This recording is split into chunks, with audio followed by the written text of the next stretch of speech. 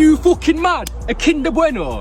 So I recently had the lovely experience of sitting next to a woman on a flight. About halfway into that flight, she turned to me and quietly uttered the words that she was hungry. Now, it took me a few moments to register what she really meant. It turns out she wanted me to call the flight attendant so she could order something to eat. Now, the flight attendant was neither a snack nor had much to offer outside of a humble shortbread. After a moment of deliberation, the woman begrudgingly agreed that it was in fact better than nothing. Before she stuck the biscuit in her mouth, she rustled the back of the packet and let out an audible groan when she discovered that one of the ingredients was in fact sugar. Now, despite my wealth of knowledge, there are some conversations that are simply just not worth the energy. And while I kept this opinion to myself, I couldn't help but feel like there were greater problems in the world than the gram of sugar used to glisten an 80-calorie shortbread. But this is the problem with nutritional information online. Thanks to the swathe of health and wellness influencers, you would be forgiven for thinking that you are totally and utterly doomed if you consume any amount of sugar at all. But the health problems that we see in the Western world are down to so much more than simply the addition of sugar in the diet. It has never been easier, and probably never cheaper, to eat thousands of calories like I did with a chicken hut at 1:30 on Saturday night. Not to mention the fact we now have more excuses than ever to be more sedentary than ever. So this idea that sugar alone is the reason as to why people are unhealthy is completely and utterly preposterous, because no one's coming home from work at 7 p.m. on a Wednesday evening, pouring themselves a bowl of purely sugar and eating it by the spoonful. In fact, there's actually research to suggest that the reason why foods that are high in sugar, that taste really nice, are easy to eat in excess is not because of the sugar alone, but because of the combination of ingredients, including, yes, sugar, but also the addition of excess carbs and fats. These ingredients, these differences in tastes and textures, interact with our taste buds that dull our hunger signaling. It's precisely the reasons why companies like Snickers, Mars, probably even Jaffa Cakes, spend the money that they do engineering the products that they sell to be as tasty and easy to consume as possible. So the next time a topless teenager tells you to avoid eating a Kinder Bueno because of its garbage ingredients, one of which includes sugar, remember that the poison has always been in the dose. And just because something didn't grow from the grass or fall out of an animal's ass, it doesn't mean you'll be rife with disease if you choose to put it in your body.